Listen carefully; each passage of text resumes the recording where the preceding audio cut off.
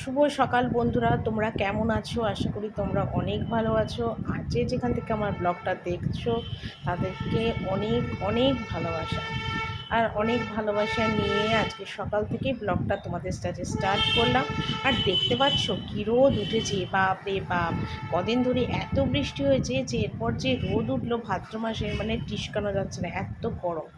তো ছেলেকে না করলাম ফুল তুলতে, বললাম তোকে আর রোদের মধ্যে ফুল তুলতে যেতে হবে না এই গরমে। এমনিতেও না আমার ছেলে একদম গরম সহ্য করতে পারে না, একদম গরম। শীত তবুও আমার ছেলে সহ্য করতে পারে, কিন্তু গরম একদম সহ্য করতে পারে না। ও মানে শরীরও খারাপ করে গরমে। তো সেই কারণে ওকে বললাম এত গরম উঠেছে পড়েছে, তোকে আর যেতে হবে না ফুল তুলতে। আমি ফুল তুলছি কারণ রোজ ওই ফুলটা তোলে, রোজ সকালে চাটা খেয়ে। তো ওই রোদের জন্য ছেলেকে বারণ করলাম। তো আমারও চাটা খাওয়া হয়ে গেছে, চা খেয়ে একদম দেখো কী করে ফুলটা তুলছি। তা আমি যে ফুল তুলছি তাতেও যেন আমার প্রচণ্ড কষ্ট হচ্ছে, এত গরম লাগছে, মানে কি বলবো। আমিও না রোদ টোদ অত ভালো লাগে না, গরমকাল আমারও পছন্দ না। তবে হ্যাঁ, গরমে মানে সহ্য করে পাখার তলায় বসে রইলাম সেটা আলাদা, কিন্তু আদার্স না একদম পারি না, এতটাই মানে অসুবিধা হয়। তো যাকে ছেলেকে তুলতে দিলাম না, আমি এখন ঠাকুর ঘরে ফুলটা তুলে নিচ্ছি। টগর গাছ ভর্তি ফুল হয়েছে, প্রচুর ফুল হয়েছে। আর একটা জবা গাছও ছিল, জানো তো জবা গাছটা কী হয়েছে কে জানে, ছুটছাট লেগেছে না কি, জবা গাছটা না হঠাৎ দেখছি মরে গেছে। বর্ষাকালে জল পেয়েও গাছটা না বাঁচানো গেল না, একদম মরে গেল গাছটা। অনেক ফুল হতো, রোজ প্রায় 6টা 7টা করে জবা ফুল হতো। তারপরে পেয়ারা গাছে পেয়ারা হয়েছে, কাঁঠাল গাছে ইঁচড় কাঁঠাল সব হয়েছে। আর টগর গাছটা, এই একটা টগর গাছ আছে, আর একটা গেট দিয়ে ঢুকতে আরেকটা টগর গাছ আছে। তো ওই টগর গাছটা কী হয় বলো তো, ওই টগর গাছটায় না সব লোকজনে না না মানে টগর তুলে নিয়ে চলে যায়, মানে আশপাশে যারা রয়েছে আর কি বয়স্ক মানুষ, তাদের বাড়িতেও ফুল লাগে। তো তারা কি করে, গেট খুলে ভোরবেলাতেই ফুল তুলে নিয়ে চলে যায়। আর আমাদের বাড়িতে যেহেতু ঠাকুর আছে সবাই জানে, আমাদের পাড়ার সবাই জানে, পাড়া কেন বেপাড়ার লোকেও জানে যে আমাদের বাড়িতে মা প্রতিষ্ঠা গন্ধেশ্বরী। তো সেই কারণের জন্য এই গাছের ফুলগুলো ওরা আর নেয় না, এই গাছের ফুলটা আমাদের ঘরের ঠাকুরের জন্য রেখে যায়, বাকি ফুল সব নিয়ে চলে যায়। তো ঠাকুর ঘরে ফুল তুললাম, ফুল তুলে এইমাত্র ঘরে এলাম, আর রান্নাঘরে এলাম, এসে বাসন মাজলাম। ঠিক আছে, প্রচুর বাসন ছিল, এই যে দেখো এই এক ঝুড়ি বাসন মাজলাম। আর ঠিক আছে, বাসন টাসন মেজে চা করলাম, চা করে চা খাওয়াটাও পুরো কমপ্লিট হয়ে গেছে। ঠিক আছে, তোমাদের একবার দেখিয়ে দিই কাটাকাটিগুলো কী করেছি। ঠিক আছে, মানে একবার মোটামুটি কিছুটা কাজ এগিয়েই আবার ভিডিওটা করলাম। কেন বলো তো, ভিডিও করব কাচবো, আমার খুব খুব কাটবো, আমার খুব অসুবিধা হয়। কেন ক্যামেরাটা কেউ ধরার থাকে না, তো রেখে রেখে এদিক ওদিক করতে হয়, অনেক অসুবিধা হয়। তো সেই জন্য আমি একটু কেটে কুটে মোটামুটি গুছিয়ে আগে পিছিয়ে করে নিয়েছি। চলো তোমাদের একবার দেখিয়ে দিই। ঠিক আছে, এখানে দেখো গোটা পটল, আর এটা হলো লাউ কেটেছি। ঠিক আছে, এই লাউ বটি হবে আর পটল তেল পটল হবে। ঠিক আছে, এই জন্য এটা কেটে নিয়েছি। আর এখানে দেখো সবজি দিয়ে খিচুড়ি করছি, আলু দিয়েছি, গাজর দিয়েছি, ক্যাপসিকাম দিয়েছি, নুন হলুদ দিয়ে ফোটাতে বসিয়ে দিয়েছি, এখনও সোমবার দিইনি খিচুড়িটা। ঠিক আছে, আর এখানে দেখো ভালো করে খিচুড়ি দিয়ে খাওয়ার জন্য বেগুন ভাজা করছি। আর ছেলে আবার ওই পটল খায় না, তার জন্যে আবার এখানে তরকারি কেটেছি, এটা ছেলের পাঁচ তরকারি। ঠিক আছে, এখানে আলু ভেজেছি খিচুড়ি দিয়ে খাওয়ার জন্য। ঠিক আছে, আর এখানে চানা, এই যে চানা কাল রাত্রেই ভিজিয়ে রেখেছিলাম, চানাটা সিদ্ধ করলাম। এর মধ্যে হয়তো খিচুড়িতে একটু চানা দেবো, আর এই কুমড়োটা খিচুড়িতে দেবো, তবে আগে দেবো না, দিলে কুমড়োটা গলে যাবে, কারণ এখনও খিচুড়িটা দেরি আছে। ঠিক আছে, তো মোটামুটি যা রান্না একবারে করে নিই, করে ঠোরে তারপর তোমাদের একবারে আমি দেখিয়ে দেবো গুছিয়ে। ঠিক আছে, আপাতত কী করছি না করছি, কী কেটেছি সেটা তোমাদের সবটাই দেখিয়ে দিলাম। এদিকে দেখো সকালবেলাতেই মুদিখানা যেটা এনেছিল সেটা তোমাদের দেখাতে ভুলে গেছি। এখানে দেখো আটা, ময়দা, মুড়ি, পাস্তা, চিনি, গোবিন্দভোগ চাল, ডাল, তারপর তোমার সয়াবিন, সুজি, ভিমবার, এগুলো সব নিয়ে এসছে। তো তোমাদের এগুলো প্রথমে সকালে দেখায়নি, তো সেই জন্য এখন একটু দেখিয়ে দিলাম। এখানে দেখো বাবুকে এখন খেতে দিলাম বেগুন ভাজা আর তরকারি দিয়ে, তরকারিটা ওরা আলাদা করলাম, খেতে দিলাম। ঠিক আছে, আর এখানে দেখো আমার খিচুড়িটা কিন্তু হয়ে গেছে। ঠিক আছে, এই দেখো জাস্ট অসাম হয়েছে খিচুড়িটা। দেখো চানা দিয়েছি, গাজর দিয়েছি, সব রকম সবজি দিয়ে করেছি আজকে খিচুড়িটা। তো ফার্স্ট তোমাদের খিচুড়িটা দেখিয়ে দিলাম, বাকি রান্না পরে দেখাবো। তো এদিকে দেখো একদম সকালবেলাতে তো বাসন প্রচুর মেজেছি। তারপরে দুপুরবেলায় যেই টুকটাক বাসনগুলো বেরিয়েছিল রান্নার বাসন, সেগুলোও দেখো সমস্ত মাজা কমপ্লিট। এখন ভাবলাম বাসনগুলো একটু গুছিয়ে নিই, তো সেগুলোই দেখো গুছোতে এলাম। তো সকাল থেকে একটার পর একটা কাজ থাকেই, সেটা আর বলে লাভ নেই।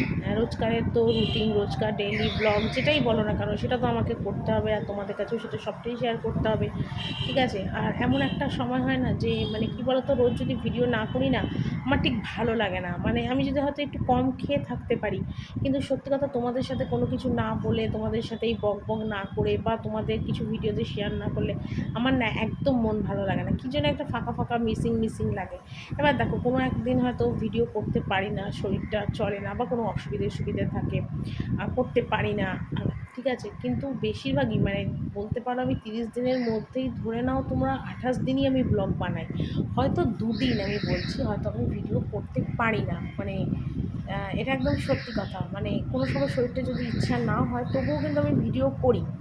ভিডিও না আমি কোনো সময়তেই বাদ দিই না, কেন বলো তো, আমার ভালো লাগে না। আমার সব বললাম না যে তোমাদের কাছে সব কিছু না বললে, না শেয়ার করলে, তোমাদের সব কিছু না দেখালে আমার যেন কীরকম একটা মিসিং মিসিং লাগে, আমার একদম ভালোই লাগে না। তার জন্য আমি ভিডিও রোজ করি, ওটাই আমার ভালো লাগে। আর এটাই হলো কথা। আর এখানে দেখো বাসন কিন্তু কম জমে না। এই সকাল থেকে ধরো এক ঝুড়ি বাসন হলো, আবার দুপুরবেলাতে খাওয়া দাওয়ার পর থেকে, সন্ধ্যে চা খাওয়ার পর থেকে, তারপরে যেগুলো ফাঁকা হয় বাসন কুসন সেগুলো নিয়ে এক মানে সারাদিনে আমার 2 ঝুড়ি বাসন মাজতে হবেই হবে, ডেইলি আমার 2 ঝুড়ি বাসন মাজতে হবে। আর আজকে যে ভিডিওটা করছি আমি সত্যি কথা বলছি তোমাদের কাছে, আমি সত্যি টাইম পাইনি, সুযোগ পাইনি, যার জন্য আমি ভিডিওটা সারাদিনে মানে কি বলবো, মানে 2 দিনের ভিডিও মানে জমে গেছে, আমি করতে পারছি না। মানে এডিটিং করার টাইম নেই, মানে কি বলবো তোমাদের, মানে একদম এডিটিং করার টাইম নেই। তো 2 দিন পর আবার ভিডিও এডিটিং করছি, মাঝখানে একদিন আমি ভিডিও করতেও পারিনি, মানে শরীরটাও নিজেরও একটা বেশি ভালো ছিল না। তো বললাম না 30 দিনের মধ্যে 28 দিন আমি ব্লগ করি। তো চলো এখানে দেখো কী কী আমি রান্না করেছি দেখিয়ে দিই তোমাদের। এই দেখো ভাত, আর এখানে এটা চানা সিদ্ধ করা যায় ভাগ্নির, ওর মা করে দেবে, বেগুন ভাজা, চাকালু ভাজা, এটা দেখো তেল পটল করেছি, একদম তেল পটল করেছি, এটার ভিতর আছে পাঁপড় ভাজা, এটা লাউ বটি, ঠিক আছে। হ্যাঁ, রাত্রিবেলা চানা মশলা করে রেখেছি। আর এই হলো খিচুড়ি, আরেকবার দেখিয়ে দিলাম, ঠিক আছে। এই হলো আজকে আমার রান্না বান্না সব তোমাদের দেখিয়ে দিলাম। গ্যাসটা মুছলাম, টুকটাক বাসন ছিল সেগুলো মাজলাম, সব কমপ্লিট করলাম। এবার চলো ওপরে যাই, এক বোতল খাবার জল ভরেছি, ঠিক আছে।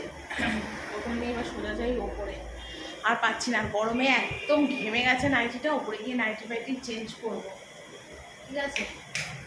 চলো লাইট ফাইট সব নিভিয়ে দিলাম, নাইটিটা চেঞ্জ করি, পরে তারপর বিছনা টিছনাগুলো সব আবার তুলবো।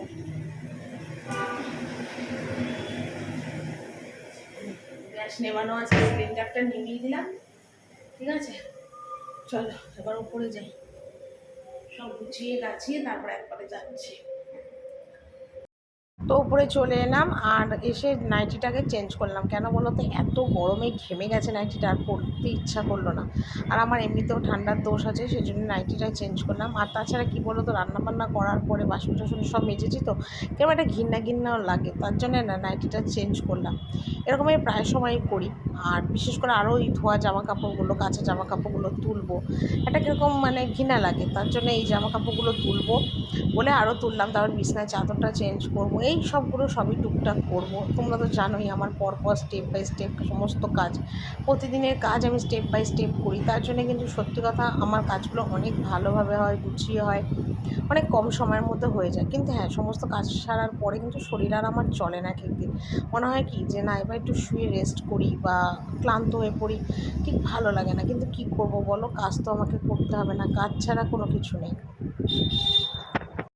আর এদিকে দেখো সকালবেলাতে অনেকগুলো জামা কাপড় কেচেছিলাম, যেগুলো সময়ের অভাবের জন্য মেলতে পারিনি, বেশিরভাগই না এখন এরকমই হচ্ছে, সকালবেলা করে জামা কাপড়গুলো মেলতে পারি না, রেখে চলে যাই, আর পরেই বেলাতে এসে জামা কাপড়গুলো মেলি। তো দেখো সব বারান্দা দইতে মেলছি, উপরে দইতে সব নরদের মেলা, আর যা ছাদে রোদ উঠেছে মেললে হতো ছাদে, কিন্তু কী বলতো সকালবেলাতে ছাদে মেলার করলাম না, টাইম সুযোগ হয়নি। আর এত বেলাতে না ছাদের দইতে মেলতে চাই না, মানে মেললে কোনো জামা কাপড় আর শুকোবেও না, কিছুই হবে না। তার চেয়ে ভাবো আমার এই বারান্দায় মেলা, ভাবো 24 ঘন্টা পর পরের দিন আমি আবার সব তুলে নেবো, শুকিয়েও যাবে, ওটাই ভালো আর কি। তো এই জন্য এখানে মেলছি, তারপর বিছনার চাদর তুলবো, এটা ওটা টুকটাক অনেকগুলোই কাজ আছে, যেগুলো মানে সত্যি কথা কাজের আর সত্যি সংসারের কাজের আর শেষ নেই, যত করব তত কাজ বেড়ে যাবে, এটাই হলো সংসারের কাজের আর কি নিয়ম।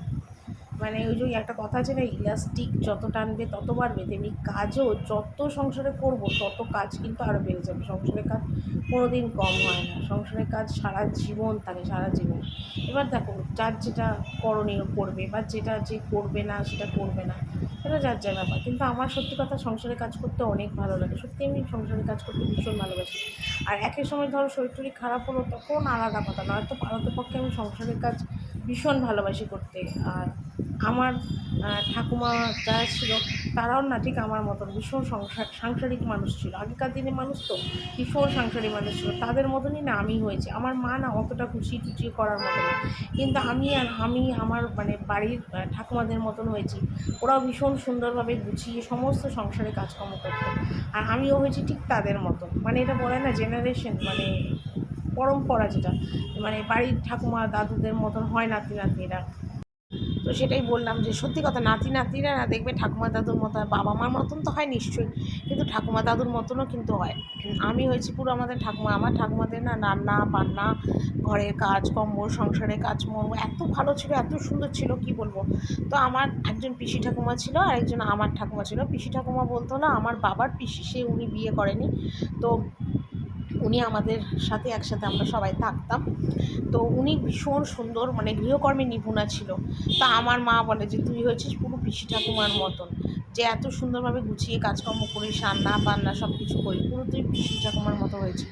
তো সেই জন্যই তোমাদের বললাম যে সবাই মানে ঠাকুমা দাদুদের মতন ফ্যামিলির মতনই কিন্তু নাতি নাতনিরা হয়, তাই না? শুধু যে মা বাবার মতন হয় সেটা কিন্তু নয়, ঠাকুমা দাদুর মতনও কিন্তু হয়। তো এদিকে দেখো আমার বিছনার চাদরটা তুললাম আজকে, বিছনার চাদরটাই শুধু তুললাম, বাড়ি শ্বশুর টুসার কিছু তুললাম না। আজকে দেখো এই চাদরটা পাচ্ছি, এই চাদরটা না অনেক দিন পাতি না। অ্যাকচুয়ালি এই চাদরটা এত মোটা এত ভারী, কাচতে ভীষণ কষ্ট হয়। মানে কাচলে না এটা না সেই মানে কি বলবো ভারী হয়ে যায় এত, মানে কি বলবো, তার জন্য এই চাদরটা একদমই পাতি না। ওই দুটো চাদরই অল্টার করে পাতি, দেখতেই পাও তো। আজকে ভাবলাম না চলো ওই দুটো চাদর পাততে পাততে এবার কী হবে, ওই চাদর দুটো নষ্ট হয়ে যাবে, মানে বেশি ইউজ করলে যেটা হয় আর কি তাড়াতাড়ি ছিঁড়ে যাবে। তাহলে এটাও যখন ভালো আছে তাহলে এই চাদরটাই পাতি, এই জন্য এই চাদরটাই পাচ্ছি। তবে এই চাদরটা না অনেক দিন মানে পাতা যায়, অন্তত 5-6 দিন মিনিমাম এই চাদরটা পাতা যায়। আর ওই চাদরগুলো না 3 দিনেই নোংরা হয়ে যায়, কিন্তু এই চাদরটা মানে অফ হোয়াইট কালার চাদর, কিন্তু নোংরা হয় না, পিওর কটন, ভীষণ মানে শুয়েও আরাম, নরম মোলায়েম আর ভীষণ আরাম। তো এই জন্য এই চাদরটাই আজকে পাতলাম। যাকে একভাবে তো এক চাদর পাতি ভালোও লাগে না, দেখবে চোখেরও একটুখানি ভালো লাগে, মানে নিত্য নতুন জিনিস পরতে বা পাততে ভালো লাগে, আমারও না ভালো লাগে, কিন্তু কিন্তু কী বলো তো, মানে এই মোটা ভারী চাদর কাচতে অনেক কষ্ট হবে বলে পাতি না, আর কিছু না। তো ওদিকে দেখো বিছানার চাদর পাতলাম, আর শুধু এখানে আমার কোলবালিশটা আর ছেলের কোলবালিশটাই শুধু মানে চেঞ্জ করলাম আর কি, বালিশ ওষারটা, আর বাকি সব থাক। নেক্সট দিন যখন চাদরটা চেঞ্জ করবো এই চাদরটা, তার সেদিন আমি এই চাদরটা চেঞ্জ মানে বালিশ ওষারগুলো সব করবো। আর ছেলেরা আমার বালিশ ওষারটা দুদিন পরপরই ছাড়াই, মানে ঘাম ঘাম হয়ে যায় ওই জন্যে। আর কিছু জামা কাপড় আছে সেগুলোকেও ভাঁজ করবো। আর আমার যেই বালিশটা আর কী বলবো, এই বালিশটা না ছেলের জামা কাপড় দিয়ে বানিয়েছিলাম, ফেলে দেবো জামা কাপড়গুলো, কী করবো, কেউ নিতেও চাইবে না। তো সেই জন্যে একটা ওষারের মধ্যে ছেলের জামা কাপড়, ছোটোবেলার জামা কাপড়গুলো ভরে এটা বালিশ বানিয়েছি। আর এটাকে জড়িয়ে ধরি না, রাত্রিবেলা আমি ঘুমোই প্রতিদিন, এটাকেই জড়িয়ে ধরে ঘুমাই, আমার এটা ছাড়া না ঘুম আসে না। আজকে না, এটা আরও 5 বছর আগেই বালিশটা আমি বানিয়েছিলাম, আর এটাকে জড়িয়ে ধরে ঘুমোই, আমার বেশ মানে ভালো লাগে, মানে কি বলবো, ভালো লাগে, ঘুমটাও খুব ভালো হয়।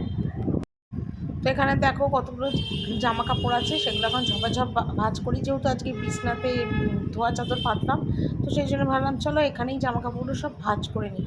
একদম ভাঁজ টাজ করে নিয়ে ঘর ঠর মুছে সোজা চলে যাবো একদম স্নানে। আর আজকে সকাল থেকে না মার সাথে একদম একটাও কথা হয়নি, একটাও সকাল থেকে মার সাথে কথা হয়নি, মানে বলার টাইমই পাইনি। মাকে আমি বলেছি, আর মা নিজেও জানে যে সারাদিন ভিডিও করি তো কথা বলার একদম টাইম সুযোগ হয় না, কারণ ভিডিও করতে গেলে ফোন লাগবে, তখন তো আর ফোনে কথা বলতে পারবো না, সেটাও একটা প্রবলেম। তো সেই কারণের জন্যে মাও জানে যে আমার অনেক অসুবিধা হয়। তো একদম মাকে বলেই দিয়েছি, মা সব কাজকর্ম সেরে তোমায় ফোন করবো, আর নয়তো একদম ফার্স্ট সকালে ফোন করে নেবো তোমার সাথে, সারা রাত ঠিকঠাকভাবে ছিল কিনা, ঘুম টুম হয়েছে কিনা এইসব। এমনি মার কোনো অসুবিধা নেই, মা আমার মার অনেক মনের জোর, সত্যি কথা আমার মার অনেক মনের জোর, মনের জোর না থাকলে আমার মা একা একটা অত বড় বাড়িতে না একা কখনো থাকতে পারতো না। সত্যি আমার মার অনেক মনের জোর, আর বিশেষ করে মনের জোর না আমি মাকে জোগাই যে না মা তুমি মনের জোর বাড়াও, মনের জোর না বাড়ালে তোমার হবে না, কারণ তুমি একা মানুষ, তোমার কেউ নেই দেখা করার, আমি দূরে থাকি, ঠিক আছে? তো আমি ফোনে যোগাযোগ করি, প্রয়োজনে দরকারি টাকা পয়সা পাঠাই, সব ঠিক আছে, কিন্তু থাকাটা তো নিজেকে ফেস করতে হবে না একটা এত বড় বাড়িতে। তো সেই জন্যই মাকে বলেছি, মা তুমি সাহস রাখবে, মনের জোর রাখবে, ভয় একদম পাবে না, এইটা মাকে আমি সবসময় বলি। তো সেসব বলাতে মা এখন নিজেকে অনেক পরিবর্তন করেছে। আমি যেমন নিজেকে পরিবর্তন করে ফেলেছি সময়ের সাথে সাথে, তেমনি আমার মাও কিন্তু সময়ের সাথে সাথে নিজেকে পরিবর্তন করে ফেলেছে। এটা আমি এখন বুঝতে পারি। আর জীবনে তো অনেক কষ্ট পেলো না, ঘা খেলো, মানুষের ব্যবহার দেখলো, বুঝলো, মানুষ চিনলো, তো এখন তো মা পরিবর্তন হবে। এমনিতে আমার মা খুব সরল সোজা মানুষ, মানে মানুষের একটু ভালো ব্যবহার করলে, ভালো করে কথা বললে আমার মা ভুলে যায়, যেটা আমি ভুলি না। মানুষের মিষ্টি কথায় কিন্তু আমাকে আমার কেউ ভোলাতে পারবে না, কিন্তু আমার মাকে একটু কেউ ভালো ব্যবহার করলেই ভুলে যায়। সেটাই মাকে বলেছি যে মা, কেউ মিষ্টি মুখে কথা বলে না ভুলবে না, তোমাকে তো কেউ দেখবে করবে না, দুটো মিষ্টি কথা বলতে তার পয়সা খরচা হয় না, সেই জন্য লোকে মিষ্টি মুখ করে, একদম ভুলবে না মিষ্টি কথা। যে যা বলে শুনবে, কোনো কারোর মতো থাকবেও না, নিজের মতো নিজে থাকবে, এটা মাকে বলে দিয়েছি। তো মা এখন ও নিজেকে অনেক পরিবর্তন করেছে, নিজে এখন ভালো আছে, মা অনেক ভালো আছে। সময়ের সাথে যে অনেক কিছু পরিবর্তন হয় সেটা সত্যি কথা, আমার আর আমার মার লাইফে পরিপূর্ণভাবে আমরা সেটা বুঝতে পারলাম। মানে অনেক কষ্ট করে ঠকে শিখেছি অনেক কিছু, মানুষ চিনতে শিখেছি সময়ের সাথে সাথে। আর একটা জিনিস হলো, মানুষের অসময়ে কোনো মানুষকে পাওয়া যায় না, আপনজনকেও কিন্তু মানুষের অসময় পাওয়া যায় না, এটা একদম বাস্তব সত্যি কথা। জানি না কেউ বিশ্বাস করবে কি করবে না, কিন্তু এটা বাস্তব সত্য কথা। তুমি দেখবে নিজেদের লোকেরাও না বিপদের সময় তুমি পাশে পাবে না, কিন্তু হ্যাঁ, তোমার যদি আজকে পয়সা থাকতো তাহলে তোমার পাশে এসে দাঁড়াতো, কিন্তু গরিব মানুষের পাশে কোনো আত্মীয় স্বজন দাঁড়ায় না, কেন বলো তো? যদি পয়সা দিতে হয়, খরচ করতে হয়, এই তো হলো এখনকার যুগে মানুষের মেন্টালিটি। আর কি বলবো, তো যাকে তাতে আমার কোনো অসুবিধা নেই। আর চিন্তাও আমি এখন কোনো কিছু নিয়ে করি না, আমি আর আমার মা এখন অনেক ভালো আছি, আমরা কোনো কথা কানেও নিই না। তো যাকে অনেক কথা তোমাদের বললাম, তোমাদের বলবো না তো আর কাকে বলবো বলো? শেয়ার তো সব কিছু তোমাদেরই করতে হয়। আর এদিকে দেখো, একদম ঘর টরগুলো সব পরপর মুছে নিচ্ছি। শাশুড়ি ঘরটা তো অনেক আগেই মুছেছি, শাশুড়ি ঘর মুছে তারপর কিন্তু আমার ঘরটা আমি মুছতে এসেছি। তো এখানে আমার ঘরটা মুছবো, মুছিয়ে টুছিয়ে নিয়ে তারপরে বারান্দা মুছবো, ওপরে যাব, এই সব টুকিটাকি অনেকগুলো কাজই থাকে। সত্যি কথা, সংসারে থাকতে গেলে অনেকগুলো কাজ করতে হয়। আর তোমাদের কাছে আমি তো সব কিছু আমার ডেলি ভিডিও, ডেলি ব্লগ যেটাই বল না কেন, সবটা কিছুই তোমাদের কাছে আমি শেয়ার করি। তো রোজ খাটের তলা সত্যি মোছা হয় না, কারণ মুছি না, আগে মুছতাম, এখন মুছি না। অনেক দিন ধরেই প্রচণ্ড কোমরে ব্যথা হচ্ছে, স্পন্ডলাইটিসের ব্যথাটা আর কি বেড়েছে, তো সেই জন্য বসতে উঠতে ভীষণ কষ্ট হয়। তো কী করব, কিছু করার নেই, তবু মুছতে তো ঘর হবেই না। যত দেখবে বসে থাকবে তত কিন্তু তোমার শরীরের ব্যথা আরও বাড়বে, তার থেকে হাঁটাচলা করলে, শরীর নাড়ালে কিন্তু তোমার শরীরে অতটা ব্যথা কিন্তু থাকবে না, সেটা ভালো থাকবে আর কি। তো আমার ঘর মুছে দেখো, সামনের বারান্দাটা মুছে নিচ্ছি, যেটা রোজ মুছি, কিন্তু তোমাদের কাছে সবসময় সেটা আমার ভিডিও শেয়ার করা হয় না, করতে পারি না, কেন কে ক্যামেরা ধরবে। কিন্তু আজকে দেখো দরজার সামনে কিন্তু ফোনটা রেখে দিয়ে তারপর কিন্তু আমি ভিডিওটা করছি। সত্যি কথা, তোমাদের কাছে মানে কোনো কিছু আমার বলতে সংকোচ নেই, সব কিছুই তোমাদের কাছে শেয়ার করি, কারণ তোমরা আমার পরিবার। তোমরা যদি আমার সম্বন্ধে না জানো, না বুঝো, তা কে বুঝবে, জানবে? নিজের মানুষরা তো আমাকে পর করে দিয়েছে, আর কি বলবো, তোমাদের কিছুই আর বলার নেই। নিজেদের মানুষরা পর করে দিয়েছে। ওই যে একটা কথা বল না, পর হয় আপন, আপন হয় পর, ওই রকম অবস্থা হয়েছে আমার জীবনে। এই দেখো, ছেলেকে এখন খেতে দিলাম, ছেলে এখন খাচ্ছে, আর ঘড়িতে বাজে এখন 4:30। তো আজকে আর দুধ কেলক্স কিচ্ছু দিলাম না, খিচুড়িটাই দিলাম, কারণ সকালে দিয়েছিলাম ভাত, সেই জন্য এখন দিলাম খিচুড়ি, পাঁপড় ভাজা আর চাকচাক করে আলু ভাজা। তো বাবু এখন হেডফোন লাগিয়ে সিনেমা দেখছে, আর এদিকে খিচুড়ি খাচ্ছে, ঠিক আছে? আর আমিও এখন ভিডিও এডিটিং করব, এই কাজটাই বাকি। তো এখন একটু রেস্টও করবো, ভিডিও এডিটিং করব, ঠিক আছে? তো চলো আমি ভিডিও এডিটিং করি, পরে তোমাদের সাথে আবার কথা বলি। তো নিচে এলাম, ঠিক আছে? আর ফোনটা আমার চার্জে ছিল, তার জন্য আর ভিডিও করতে পারিনি, ঠিক আছে? সন্ধ্যেবেলা চা করলাম, তোমাদের দাদাভাই এলেও খেতে দিলাম, আর সব করলাম, করে ঠরে এখন এসে গরম জল বসালাম, গরম জল হয়ে গেছে, যে গরম জল করলাম। আর আটা ময়দা না, শুধু ময়দা মাখবো, তার জন্য ময়দাটা রেডি করেছি। কিছু বাসন ছিল, সেই বাসনগুলো সব মাজলাম, চায়ের বাসন, তারপর তোমাদের দাদাভাই খেয়েছে, সেই জন্য কটা বাসন মাজলাম। আর রান্নাঘরটা দেখো পুরো ধুলাম, এখন পুরো রান্নাঘরটা এখন ধুয়ে পরিষ্কার করলাম, আর রান্নাঘরটা মুছলাম। এই দেখো, রান্নাঘরটা এখন মুছলাম, এখন শুকোয়নি, একটু ভিজা আছে, পুরো রান্নাঘরটা এখন মুছলাম। মুছে টুচে রান্নাঘরের বাইরেটা জল দিয়ে ধুয়ে আমি গরম জল বসিয়েছি। গরম জলটা দিয়ে গরম জলটা দিয়ে ময়দাটা মেখে আমি উপরে চলে যাবো, গিয়ে জামা কাপড়টা ছেড়ে আসবে। দেখো নাইটিটা পুরো ভিজে গেছে, এটা পুরো ভিজে গেছে নাইটিটা, ওই ঘরটার মধ্যে জলের ছিটা বাসন মেজে। ময়দাটা মেখে আমি চলে যাবো উপরে, এসে পরে লুচিটা ভাজকে লুচি হবে, ঠিক আছে? আর তো শাশুড়ি রুটি খাবে আর বাকি সবাই লুচি খাবে। চলো আমি ময়দাটা মেখে নিয়ে আসি। এখানে দেখো লুচিগুলো সব বেলা হয়ে গেছে, আর তোমাদের দাদাভাইকে আবার লুচিগুলো দিচ্ছি। তোমার দাদাভাই তো লুচি ভাজে, আর ও লুচি ভীষণ সুন্দর আর ভালো ভাজে। আজকে রাত্রিবেলা লুচিই হচ্ছে। আর লুচি খেতে আমি খুব একটা ভালোবাসি না, তবে আমার ছেলে ননদেরা ভীষণ ভালোবাসে লুচি খেতে। আমি অতটা ভালোবাসি না। লুচিগুলো দেখো কী সুন্দর ফুলছে। আর আমার না প্লেন লুচি খেতে বেশি ভালো লাগে, মানে ওই যে তরকারি দিয়ে খাওয়া সেই লুচিটা ভালো লাগে। কিরকম যেন দুটো চারটে খেতেই না আমার কীরকম গা গুলিয়ে ওঠে। ওই জন্য আমি না সবসময় যদি খাই দুটো তিনটে লুচি শুধু খাই গরম গরম। কিন্তু ঠান্ডা হয়ে গেলে আমার লুচি আমার ভালো লাগে না খেতে। কিন্তু আমার ছেলের ভীষণ ফেভারিট, লুচি ভীষণ ভালোবাসে। লুচি হলে ওর আর কিচ্ছু লাগে না। আর চানা তো কড়াই রয়েছে, লুচি আর চানা রাত্রিবেলা করলাম, যেহেতু আমার ছেলে ভীষণ ভালোবাসে, ছেলের পছন্দ মতনই রাত্রিবেলা লুচি চানাটা করলাম। মানে ছেলে খাবে না, সবাই খাবে, কিন্তু ছেলের নাম যে ছেলে ভালোবাসে তাই আমি করেছি। এখানে দেখো লুচিটা ঝপাঝপ তোমাদের দাদাভাই ভাজছে, আর চানাটাও দিনেই করে। এখানে দেখো ছেলেকে খেতে দিয়ে দিয়েছি লুচি চানা, আর আমি এখানে দুটো লুচি নিয়েছি আর দুটো রুটি নিয়েছি, দিয়ে চানা দিয়ে খাবো। তো ছেলে তো ভীষণ খুশি, ছেলের ফেভারিট খাবার লুচি আর চানা, ঠিক আছে? আর ওদিকে ছেলে একটু টিভি দেখছে আর খাচ্ছে, আর আমি ভাবলাম চলো ভিডিওটা করে নিই। আর আজকে খেতে খেতেই ব্লগটা এখানে শেষ করছি। Tata, good night.